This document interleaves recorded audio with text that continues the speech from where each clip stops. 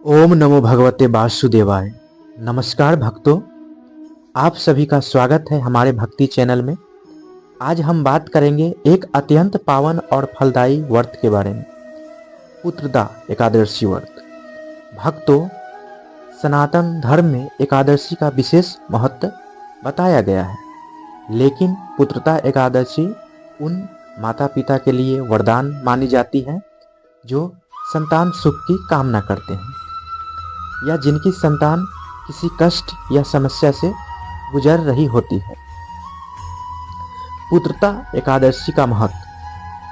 पुत्रदा एकादशी भगवान श्री विष्णु को समर्पित होती है।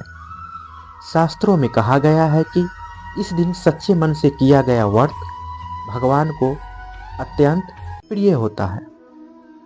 यह एकादशी केवल संतान प्राप्ति ही नहीं, बल्कि संतान की उन्नति, स्वास्थ्य और आयु संस्कारों के लिए भी की जाती है। संतान सुख का आशीर्वाद। भक्तों, जिन दंपतियों को संतान नहीं होती, वे जब श्रद्धा और नियम से पुत्रदा एकादशी का व्रत करते हैं तो भगवान विष्णु की कृपा से उन्हें पुत्र रत्न की प्राप्ति होती है, और जिनके पहले से संतान होती है उनकी संतान आज्ञाकारी, स्वस्थ, बुद्धिमान और सफल बनती है। संतान की तरक्की और स्वास्थ्य। यह व्रत संतान के जीवन से हर प्रकार की बाधाओं को दूर करता है। यह संतान यदि संतान बीमार रहती हो, पढ़ाई या करियर में रुकावटें आ रही हो, तो यह व्रत अत्यंत लाभकारी माना गया है।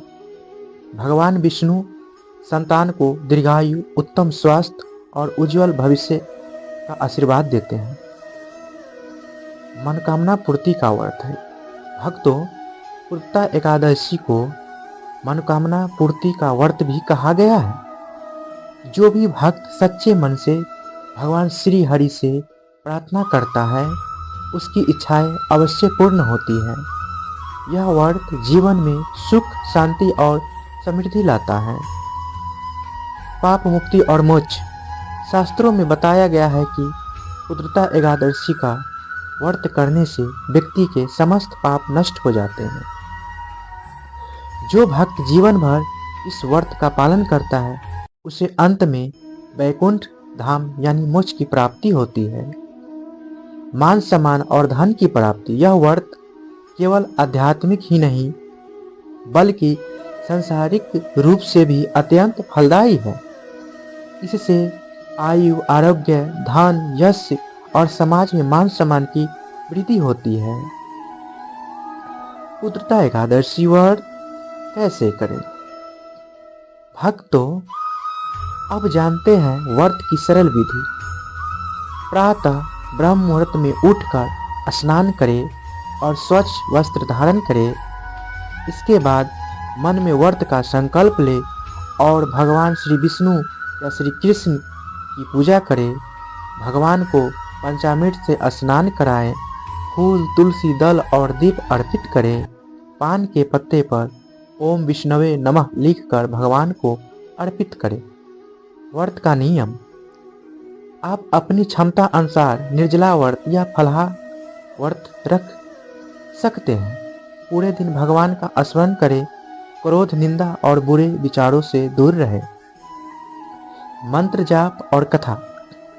पूजा के बाद पुत्रदा एकादशी व्रत कथा का श्रवण करें। इसके बाद कम से कम 108 बार इस मंत्र का जाप करें।